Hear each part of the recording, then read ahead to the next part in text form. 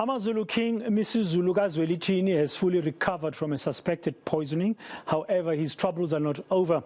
The Amazulu Royal House continues to be plagued with factional battles and infighting.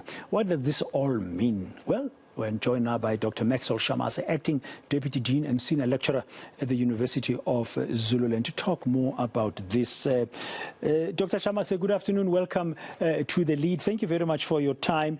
Can I first ask why does one part currently of Amazulu royal family continue to contest King MisuZulu kaZwelithini's ascension to the throne? Why? Good afternoon to your listeners. Good afternoon to all of you here in the studio. There are two narratives. The first narrative is that we are in a constitutional democracy, and therefore we have a constitutional monarch, and therefore in a constitutional monarchy, all princes and all palaces are the same, and the apparent to the throne could come from any one of them. That's the first narrative. But what is prevailing in KwaZulu-Natal is that's not the case. That given the fact that we are a constitutional monarchy, but we have a traditional system here where we have a great wife who is a hair-bearing wife whose lobola is paid for by the nation, and in this case it was the late Queen Mantombi, and she happened to be the third wife. Now, going back to the very first narrative that we are a constitutional monarchy, and given that, they say now we can contest because we have Madlamini as the first wife, and being the first wife, he had a son who happened to be late in 2020, Prince Letugutula, and he left a son. And there are princesses, Princess Nombuso, we have Princess Ntombizo Sutu, we have Princess Nkosi.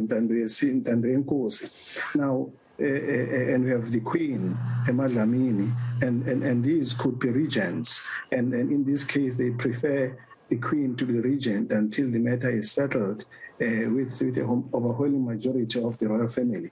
That is in terms of the constitutional monarchy.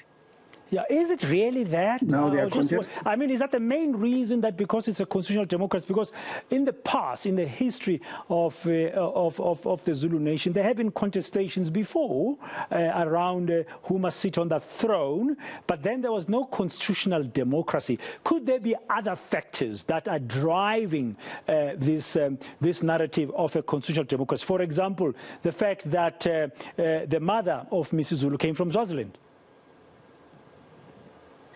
I said that's the first narrative, that of constitutional monarchy.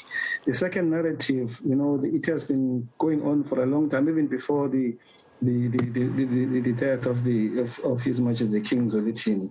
There has been a narrative that says the heir apparent to the throne must be a person with a pure Zulu blood, not a mixed blood. And then there is this internal politics, royal politics, to say that Kwakangela Mankengane is of Swazi, is a mixture of Swazi and Zulu blood. And if you remember very well, what the traditional Prime Minister, Prince Mangosuthu Buthelezi, said is that they were accusing him of siding with the Swazis by supporting MisuZulu.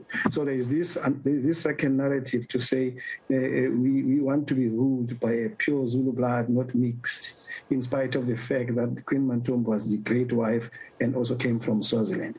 This is what is not talked about, but it's a reality. It's coming out now because of what is going on in the royal house of the Zulu family. And thirdly, I don't believe that it's because MisuZulu King, His Majesty King MisuZulu was educated overseas. I believe because other princes and princesses are also educated. They studied at vets, they are running businesses, who are thriving, they are successful, and they have nothing to lose. I think it's a question of that very first narrative and second narrative, and also to say, look, we have some reservations about the person of the monarch who's now on the throne. And there are some have been flying in the media to say indulges in Nick and all, but that is the case everywhere, and that is a weak point everywhere, which doesn't disqualify a person to take over position anywhere. Now, yeah, Dr. Shamase, thank you for setting out those various narratives that could be the main reasons, as you've expressed very well.